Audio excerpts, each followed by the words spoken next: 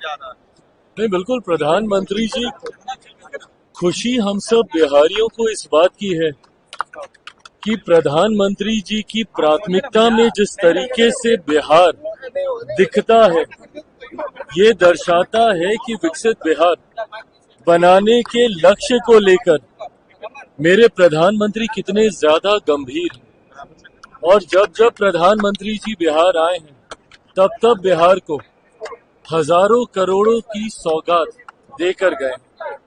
और ये ऐसी सौगात है जो धरातल पर दिखती है। आज हम लोग जहां पर हैं, जिस परिसर में खड़े होकर हम लोग ये चर्चा कर रहे हैं, ये एयरपोर्ट ही लंबे समय से ये मांग बिहारियों की रही थी कि एक वर्ल्ड क्लास एयरपोर्ट पटना को मिलना चाहिए। आज ये भी सपना पूरा हुआ है, तो इसकी ये भी देन मेरे प्रधानमंत्री आदरणीय नरेंद्र मोदी जी की वजह से। ऐसे में कल उनका आना पुनः विकसित बिहार की नींव को मजबूत करने के उद्देश्य के साथ है। लोकसभा चुनाव में जो जो वादे प्रधानमंत्री जी ने किए थे, उन वादों को पूरा करने की सोच के साथ एक बार फिर प्रधानमंत्री जी बिहार आ रहे हैं। एनडीए को नेशनल दामाद आयोग कहा जा रहा है, क्या कहेंगे आप? कोई बात नहीं है, मेरी प्राथमिकताएं अलग हैं। कई लोग हैं जो कि चाहते नहीं है कि विकास के मुद्दे पर चुनाव लड़ा जाए। कई लोग हैं जो चाहते नहीं है कि बिहार की मूलभूत जरूरतों को मुद्दा बनाकर उस पर चुनाव लड़ा जाए। और इसी सोच के साथ वो निरंतरता में आपको अपने लक्ष्य से भटकाना चाहते हैं।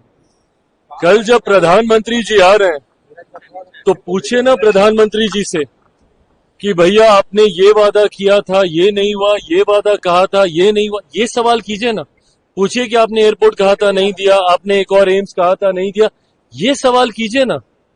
पर जब आप ये बातें करते हैं, तो आप लक्ष्य से सामने वाले को भटकाने का प्रयास करते हैं। और अगर मेरा जिक्र करें भैया, हम तो किसी को नहीं कह रहे कि कोई बहन भाई आयोग बनना चाहिए। हम तो बिहार फर्स्ट, बिहारी फर्स्ट की हम बात कर रहे हैं। और कोई लाख प्रयास कर ले एनडीए के नेताओं को, हमारे घटक दलों को हमारे मुद्दे से भटकाने का, हम सब प्रधानमंत्री आदरणीय नरेंद्र मोदी जी की सोच, मुख्यमंत्री नीतीश कुमार जी के विकसित बिहार की सोच के साथ, बिहार फर्स्ट, बिहारी फर्स्ट की सोच के साथ हम लोग आगे बढ़ रहे हैं। बाकी जिनको विषय भटकाकर गलत नैरेटिव सेट करने का जो वो प्रयास कर रहे हैं, उसमें वो सफल होंगे नहीं। जिस तरीके से अम्बेडकर का मामले को लेकर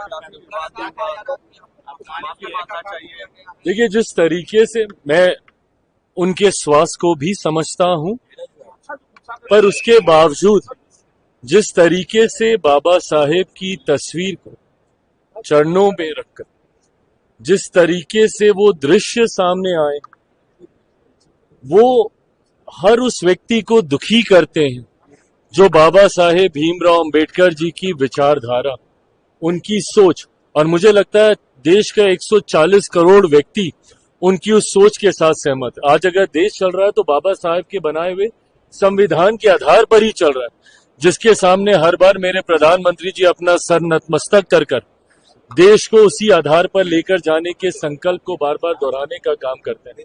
ऐसे में उनका इस तरीके से अनादर, मैं इसको कतई ये नहीं कहूंगा कि सिर्फ दलित समाज या अनुसूचित जाति से आने वाले लोगों की भावनाओं को ही ये ठेस पहुंचाता है।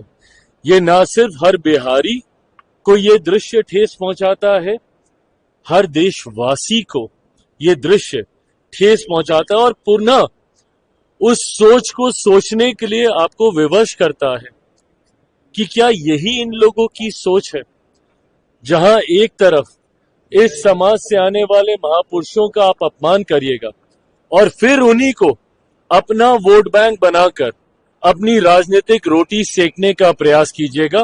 बहरहाल ये सब जनता के सामने है और मुझे लगता है सही समय पर जनता अपना सही फैसला इन तमाम विषयों को संज्ञान में रखते हुए लेगी। कब आप कहां से चुनाव लड़ेंगे, इसका फैसला कब तक हो जाएगा? कहां से आप चुनाव लड़ेंगे? ये हमारे अध्यक्ष यहाँ पे मौजूद है, हमारे संसदीय बोर्ड के अध्यक्ष उल्लास जी यहाँ पे मौजूद है। इन तमाम प्रश्नों का जवाब इन्हीं के माध्यम